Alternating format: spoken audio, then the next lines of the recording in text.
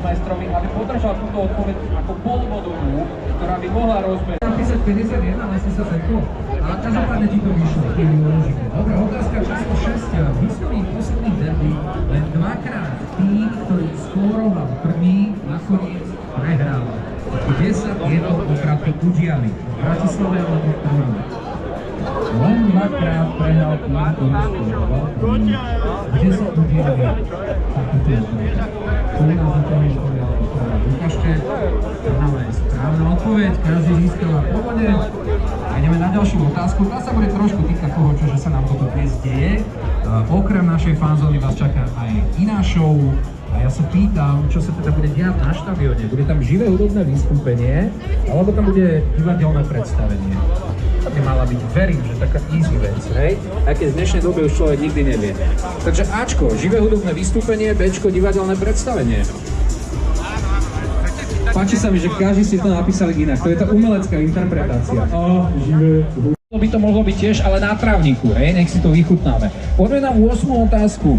Dvakrát v histórii od tejto novej vlastne, od toho nového systému súťaže, ktorý máme na Slovensku, nešiel Slovan do nadstavby z prvého miesta. Dvakrát sa nám stala taká nepríjemnosť, že sme dominantne nešli z prvej priečky do nadstavby. No a ja sa pýtam, v ktorých sezónach to bolo.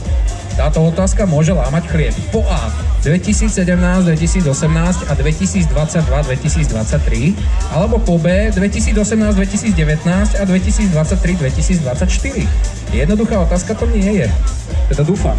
Dúfam, že všetci nebudete mať bod, lebo hodilo by sa mi už akože, aby to začalo byť trošku dramatickejšie. Kurník, všetci vedia, pozrite sa. Je to pravda.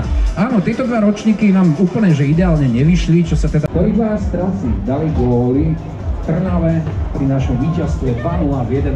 kole. Všetci zas vedia. Ja musím začať písať náročnejšie otázky. Prosím vás, pán notár, kývnite na mňa, ak tam zatiaľ to vyzerá, že sa aj rozhodne, alebo ak to, tesne to vyzerá, že by to mohlo, dobre. Uvidíme, čo si spraví táto posledná otázka, chlapi, dávam takú, ktorá stúpala prakticky nič nemá, ale má niečo z derby. Mali ste takú slovenčinu na škole? Čo? No a tu teraz v tejto chvíli naozaj si dovolím povedať, že rozhodla jednak o niečo, naozaj o štipček väčšia pripravenosť a zároveň aj to, že tým mladým by sme mali asi dopriať, aby sa tešili viac, takže Kubo je víťazom! Rozhodol ten polbodík, ktorý sme tam použili za ten takmer presný tip pri jednej z otázok, ale aby to nebolo teraz vo forme nejakého veľkého smútku, tak naozaj nech sa páči, tu sú ceny.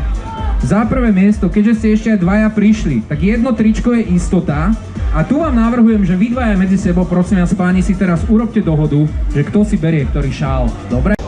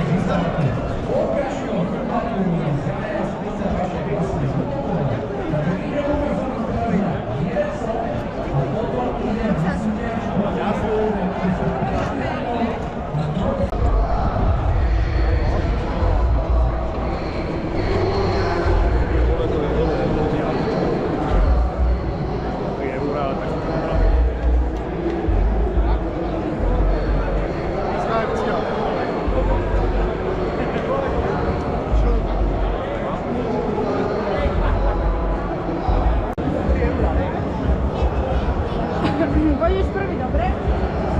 Neomáš?